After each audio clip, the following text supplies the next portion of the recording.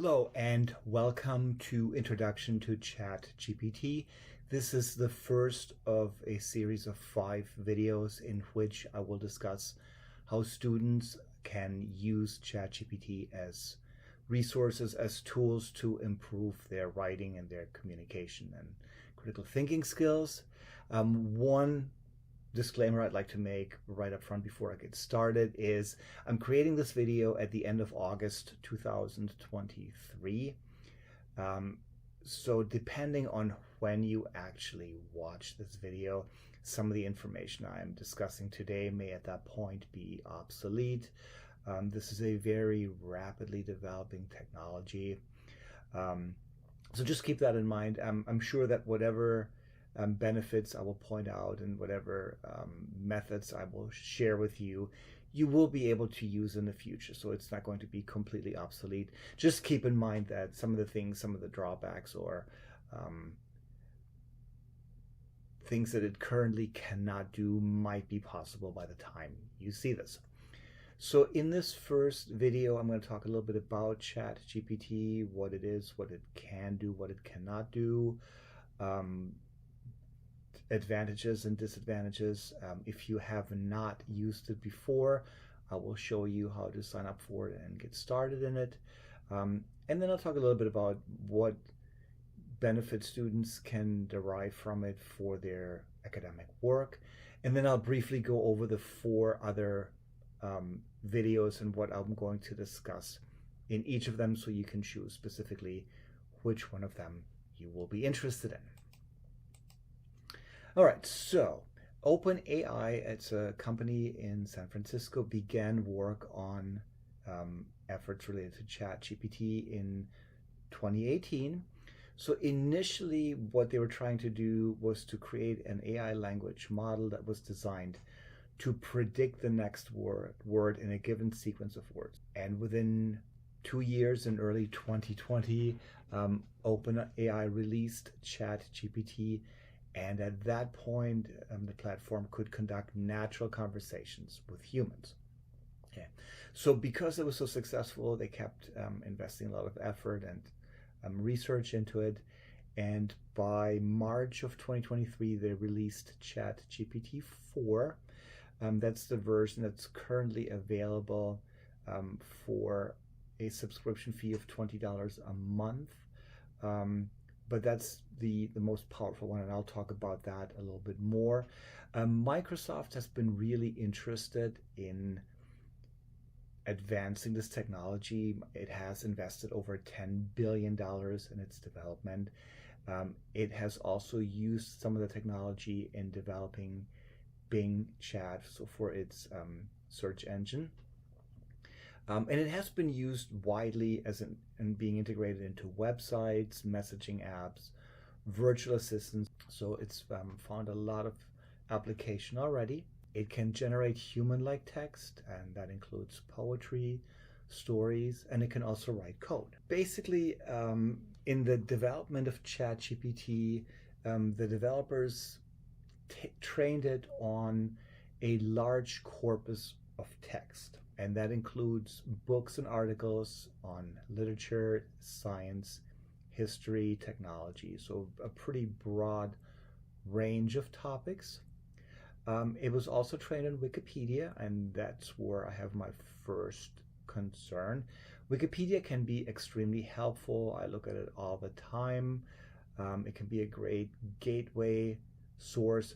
But the problem with Wikipedia is that anyone can edit it, which is the reason I don't generally let my students cite Wikipedia in their papers, because it may not be reliable information. Apparently, they also use scientific journals, but they have not really identified what those journals are.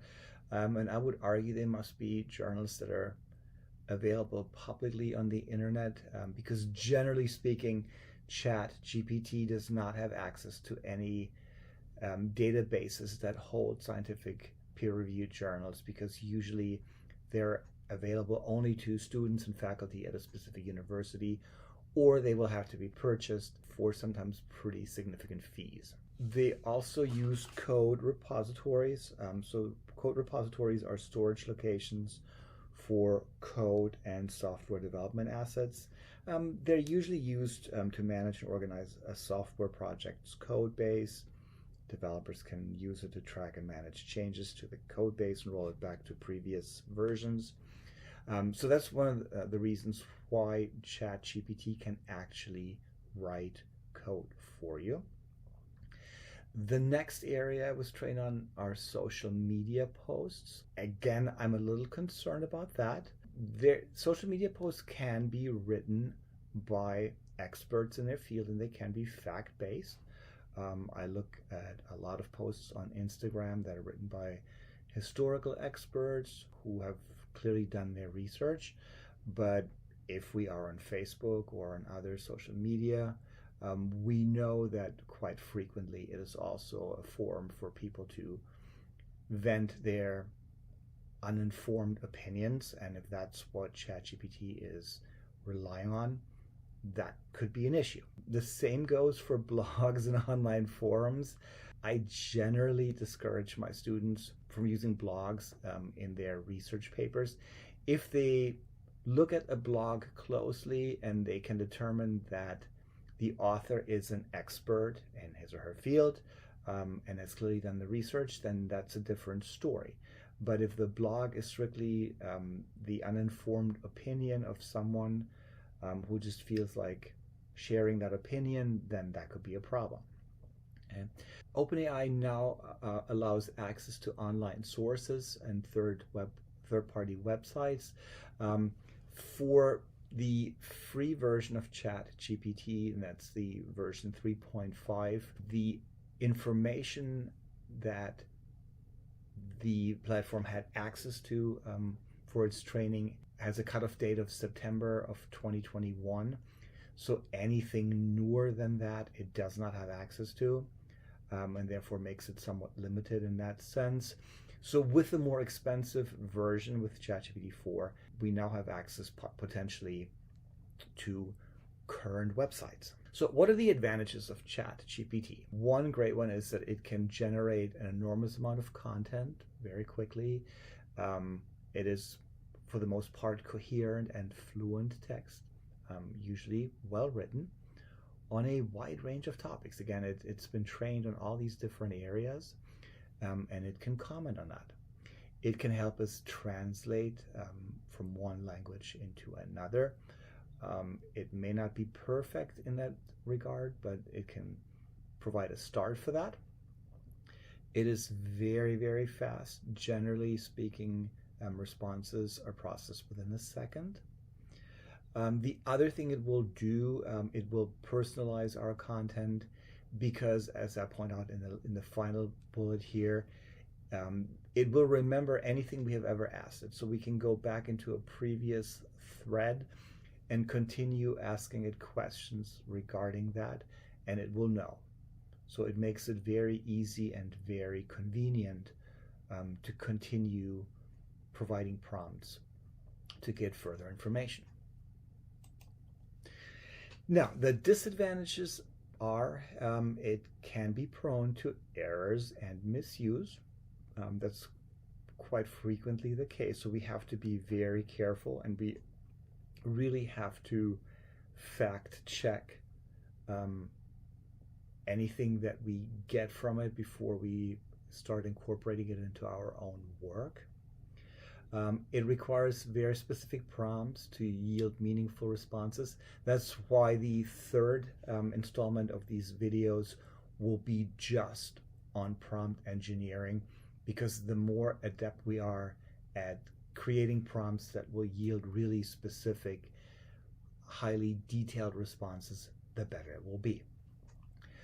It is limited to training data for the most part. That may change if it's permanently available and can access current databases and the internet. But until it is able to access expert sources, then that's going to be a major limitation. And that's where a lot of misinformation and disinformation will come from. Again, it is pretty much trained just to keep the conversation going, and therefore it doesn't really care if it has to make things up just to keep the conversation going. Again, some of this is coming from social media, so there's a great deal of bias against groups of people. So that could be an issue. Also, a lot of experts have concerns that it could help hackers, first of all, create more believable phishing emails. It's going to be a problem for us. It could potentially improve their coding abilities to hack databases and help them craft new malware strains. So those are not good things, obviously. All right, let me give you a very specific example of misinformation that I came across in my work recently. I just recently finished a novel that is set in medieval Iceland and Greenland. And I got help from a faculty member at the University of Manitoba who is an expert in medieval Viking sagas. And he recommended I do some research on how Norse medieval authors viewed Muslims. That's because it's part of the plot of my novel. So the prompt I entered into ChatGPT was I asked it to write a 1-paragraph summary of an article from a peer-reviewed academic journal. So I was very clear about that, on how Norse medieval authors viewed Muslims. Let me show you the response I got. So it gave me a paragraph. Now, if you notice, it starts with the article published in a peer-reviewed academic journal. It has not given me the title of the article. It has not given me the title of the journal. I'm not going to read this whole thing for you. If you're interested, you can pause the video and read it. On the surface, this seems very well written. It's very articulate, but it's not really giving us any specific information. The most specific information potentially would be somewhere in the middle here. While some portrayals exhibited deep-seated fascination with a distant culture in the lands of Islam, depicting Muslims as exotic and skilled traders, others reveal traces of religious bias and cultural stereotypes. Okay, that's the most specific information we really get. Everything is really super broad. Big words, intricate interplay between religious perceptions. What are they? Trade relations. How were Muslims trading with the Norse? Geopolitical dynamics of the era, nuanced exploration. So again, superficially nice writing, but words the substance. So in my follow-up, I asked ChatGPT to identify the author and the title of this article. Its response was, "I'm sorry, but the information I provided in my previous response was fictional and not based on any specific article from a peer-reviewed journal." So it's telling me in that last sentence here, if you really want articles that are peer-reviewed, go look them up yourself. Okay, so that's a major drawback. So instead of giving me the information I was looking for, it just made something up just to keep the conversation going. So what I want to do now is walk you through how to sign up for ChatGPT and get started. I will go over these slides in which I also discuss it, but let me walk you through it on my computer right now. So what you want to do on your internet browser is type openai.com and hit enter. So that takes us to the OpenAI website. So here in the center we have this ChatGPT link with the arrow for the drop-down menu. We're going to click on the drop-down menu, and then we're going to click on Try ChatGPT. Okay. So once you have enrolled in it and you have a log on, then you can log in here. If you're doing this for the very first time, you want to go over to this button on the right hand side and click on sign up. All right, so here you can create an account with your email address. That's one option. You can also log on with Google, with your Microsoft account, or with Apple. Okay, so whatever you decide you want to do. One thing that you will keep in mind here is that you may need to verify your phone number via an SMS text. Okay, and then once you have signed up and you're logged in, all you have to do is type chat.openai.com and it will take you straight to the page where you want to be. Okay, so this slide here will walk you through this as well as the next one. So again, if that's helpful to you, again, just pause the video and take a look at the step-by-step direction. All right, so at this point, I want to talk a little bit about the general advantages of ChatGPT to college students. If it is used as a resource, as a tool, productively and ethically, it can help students improve their writing skills. And I'll talk in more detail in a moment what that means. Their critical thinking skills, their general communication skills. So it's not just written communication, but probably also verbal communication, and their presentation skills. So it works in a variety of ways. Along with that, students develop independence in their communication tasks and confidence that they can do it and do it well. Employers are really looking for candidates who have strong communication skills, both orally and written. And when applicants for jobs don't have those skills, that's going to be a major drawback in someone's career. Now, here are some of the risks of using ChatGPT unethically. And by unethically, I mean if we're just letting it do the work for us. So aside from the fact that I've already pointed out that it's probably going to be very broad, it will lack specificity, it may be inaccurate because ChatGPT is just making things up. Okay.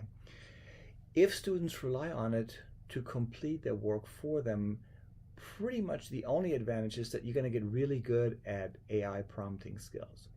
So you're going to learn by using it a lot how to ask it the right questions to maximize the usability of its output. So that might be the only good thing.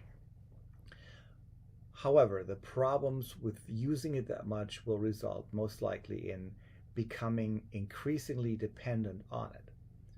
So if we're constantly asking it to do the work for us, we're not going to improve our skills of doing it ourselves. Thereby, our communication skills will clearly decrease. It's kind of like a muscle. Okay, I find when I'm writing a lot, when I'm working on a novel, writing becomes increasingly easier because I do it all the time. If I take a month off, when I come back to writing, it's a real chore. It really takes some time to get back into the rhythm of doing it. It will most likely decrease students' critical thinking skills because, again, if we have someone else or something else thinking for us, that's a problem, along with decreasing our creative problem-solving skills. Okay?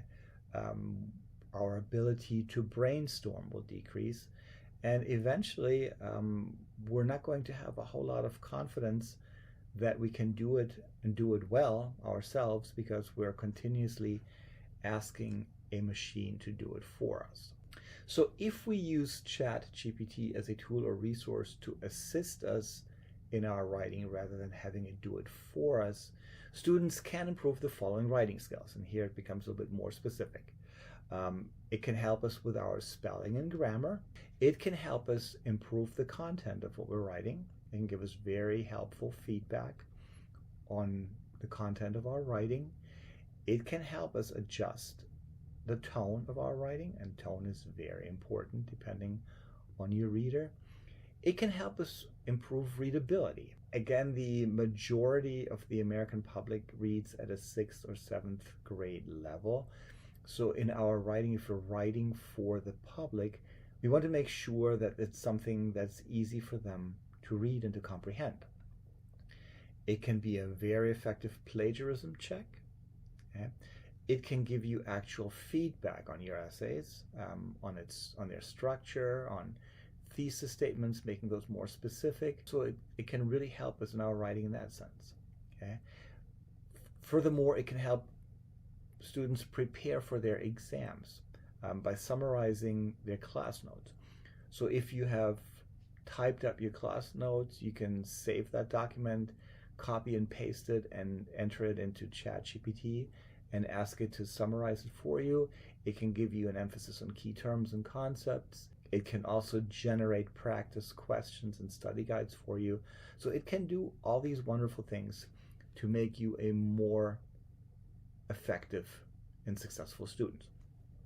So in the video lectures, I will create beyond this very first one, which I'm just introducing the concept. In part 2, I will focus on the elements of writing, and that's primarily how to use it to help us improve grammar and style. Part 3 will focus on prompt engineering, because again, entering effective prompts, clear, specific prompts, will help us maximize our success. In part 4, I will talk about how you can use it as a research guide, how it can help make recommendations on where to look, what kind of information to look for, how to organize that information as we're in our research phase. And then in part 5, we're going to look at how it can give us feedback on a specific paragraph. It can serve as a dictionary and a thesaurus. It can become a critical reviewer. And if we're struggling with getting started in our writing, and sometimes that's kind of a problem too, it can help us kickstart our writing. So it can do all these wonderful things. So I'm hoping that these videos will be helpful to you. Please share your feedback and your thoughts with me. If you have ideas for any other videos that you'd like to see, let me know. And I wish you the best of luck with strengthening your research and your writing skills.